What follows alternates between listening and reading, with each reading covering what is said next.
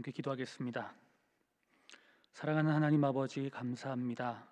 우리에게 호흡을 주시고 새로운 하루를 허락하여 주셔서 감사합니다. 오늘도 감사하는 마음으로 하나님 앞에 나와 하루의 첫 시간을 주님께 드립니다. 나의 마음과 나의 생각을 주님께 집중함으로 나를 향하신 하나님의 계획과 뜻을 이루어가는 하루 될 수 있도록 인도하여 주시옵소서. 우리들의 기도가 나 자신의 기도에 머물지 않게 하시고 내 이웃과 우리 마을과 나에게 맡겨진 영혼들을 향하게 하셔서 오늘도 잃어버린 영혼을 찾아 안타까워하시는 하나님의 마음을 더욱 알도록 인도하여 주시옵소서. 우리 교회를 위해서 기도합니다. 이 어려운 시대를 품고 세상을 섬기는 교회, 하나님의 마음을 시원케 해드리는 교회가 되게 하여 주시옵소서. 원로 목사님의 건강과 신원을 강건케 하시고 담임 목사님에게 영력과 지혜를 7배나 더하게 하셔서 몸된 교회를 섬기기에 부족함 없도록 인도하여 주시옵소서. 오늘도 하나님의 말씀을 나눕니다. 주님께서 기름 부어주시고 은혜 부어 주시옵소서. 감사드리며 예수님의 이름으로 기도드립니다. 아멘. 함께 찬송가 315장 함께 찬양하겠습니다.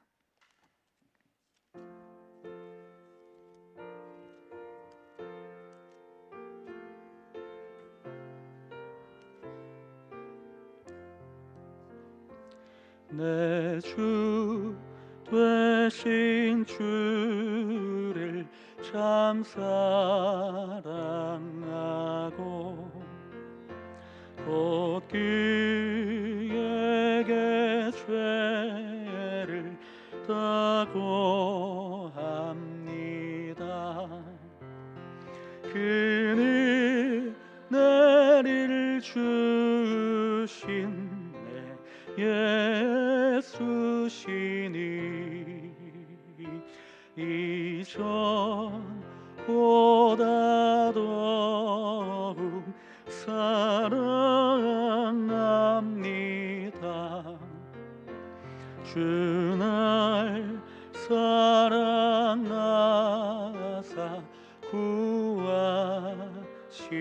구하시려고 저 십자가 고난 당하셨도다. 그가 시관 쓰신 내 주 배우니 이전보다 더욱 사랑합니다. 내 평생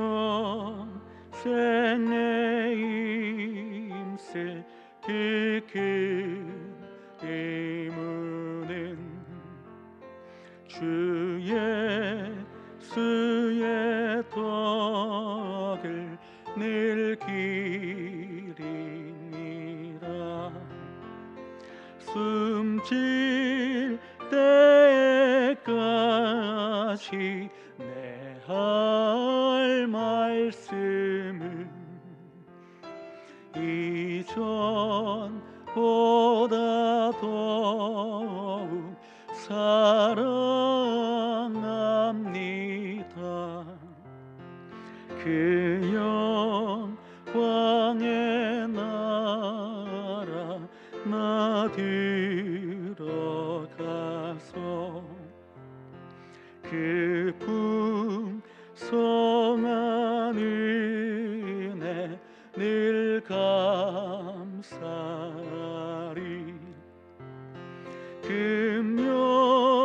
금멸유관 쓰고 나 찬송할 말 이전보다 더욱 사랑합니다. 네, 장례 광고 드리겠습니다. 5구역 26구역 5교구 26구역 고 전정재 명예권사님 장례가 시흥 센트럴병원 장례식장에서 있습니다. 오늘 3시에 입관 예배가 있고 내일 8시 30분에 천국 환송 예배가 있습니다. 하나님의 위로가 임하기를 소원합니다. 오늘 하나님께서 우리에게 주신 말씀은 로마서 1장 18절에서 25절까지 말씀입니다. 생명의 삶은 118쪽에 기록되어 있습니다. 로마서 1장 18절에서 25절까지 말씀, 저와 여러분들이 한 절씩 교독하겠습니다. 하나님의 진노가 불의로 진리를 막는 사람들의 모든 경건하지 않음과 불의에 대하여 하늘로부터 나타나나니,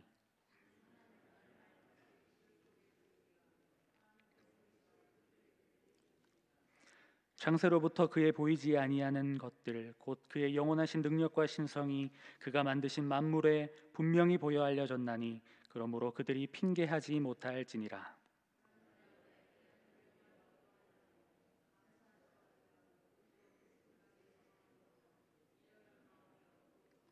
스스로 지혜 있다 하나 어리석게 되어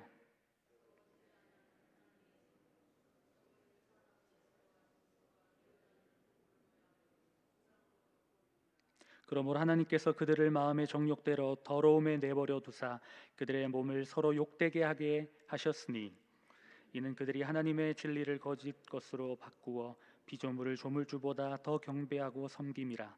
주는 곧 영원히 찬송할 이시로다. 아멘. 오늘도 하루의 첫 시간을 구별하여 하나님 앞에 나온 여러분들을 주님의 이름으로 환영하고 축복합니다. 하나님의 말씀으로 세상을 이기고도 넉넉히 남을 풍성한 은혜를 누리는 귀한 하루 되시기를 간절히 바랍니다. 오늘 세 번째 로마서 말씀을 나누게 됩니다.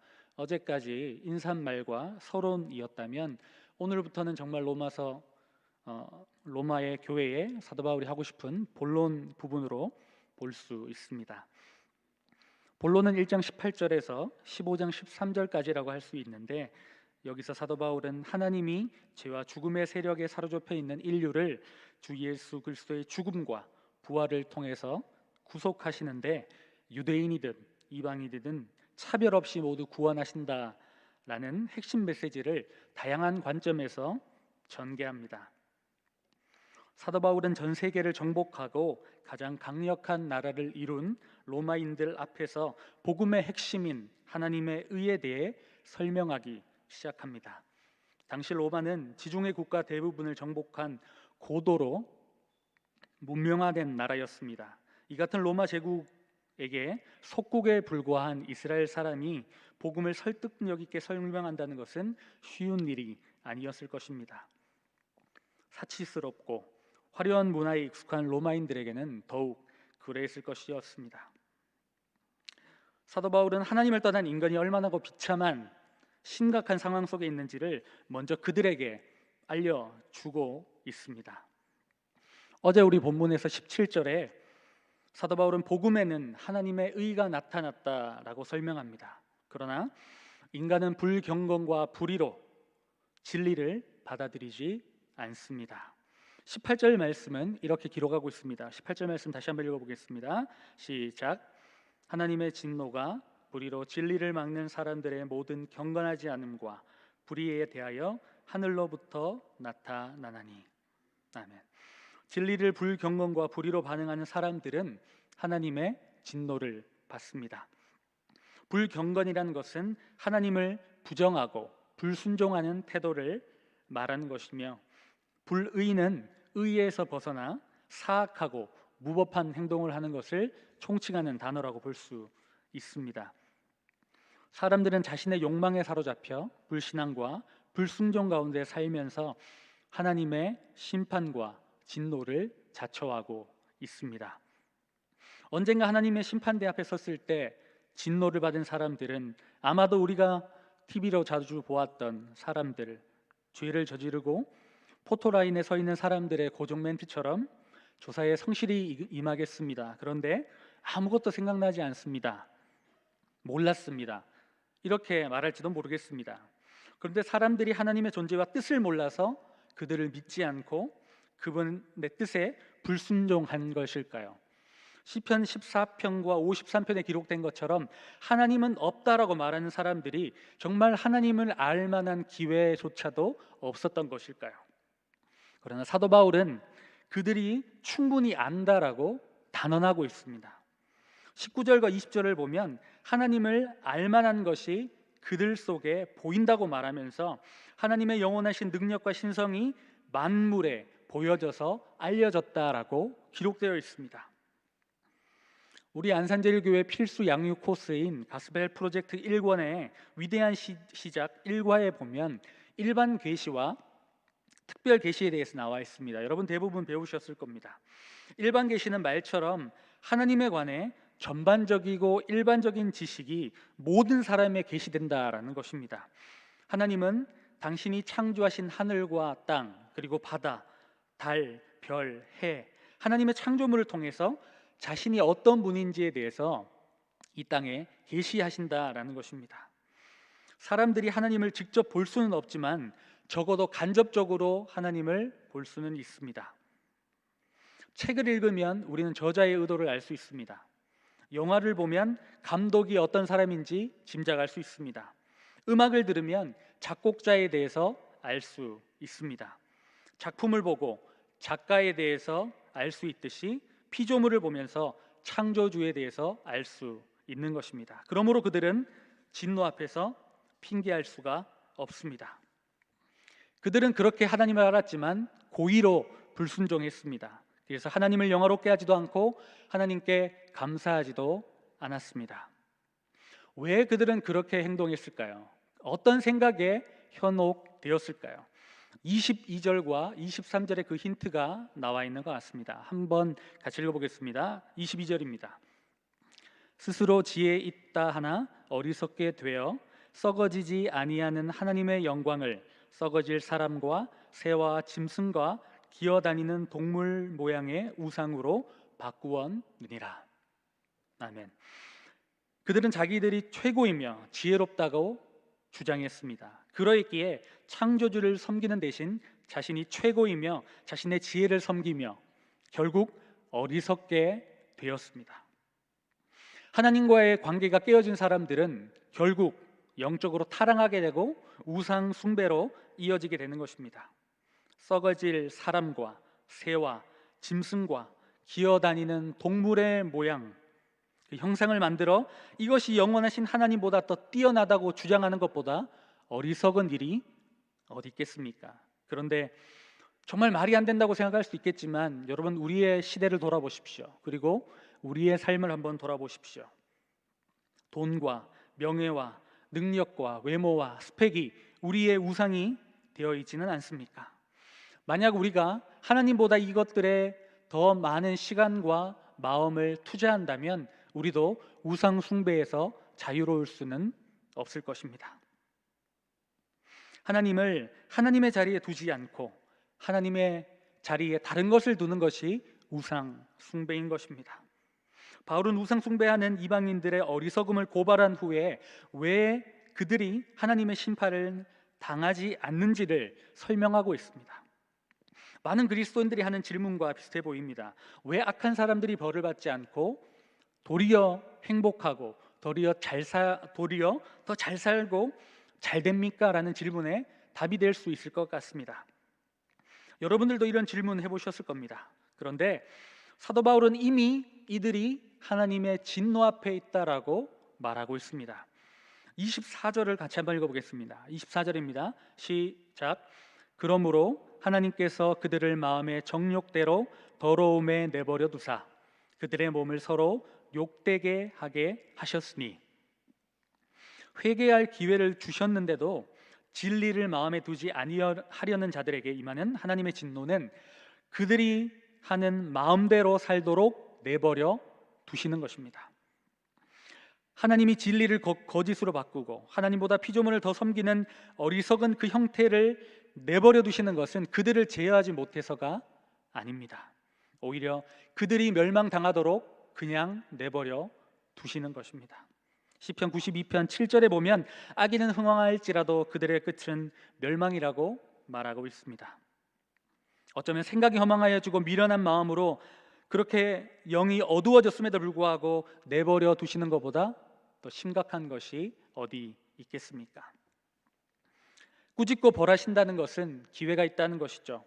그러나 내버려 두신다는 것은 결국 멸망의 길로 그냥 가도록 길을 더 닦아주는 것과 같다는 것을 기억해야 됩니다. 그렇게 보면 내버려 두는 것보다 더 큰 심판은 없는 것 같습니다.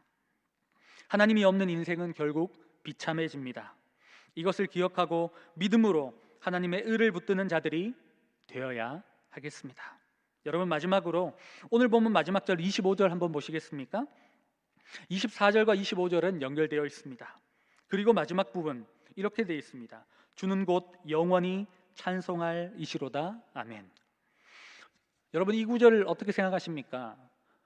약간 좀 뜬금없다라는 생각 드시지 않습니까? 불의로 진리를 막는 사람들, 그들을 피조물을 조물주보다 더 경배하고 섬겼다. 우상 숭배를 했다라는 것이죠. 그런데 갑자기 하나님을 찬양하고 있습니다. 좀 앞뒤가 맞지 않아 보입니다. 왜 그럴까 곰곰이 생각을 해보는데, 예전에 제가 신학대학원을 준비할 때 그 스터디를 했는데 그때 그 강사분께서 했던 말이 갑자기 떠올랐습니다.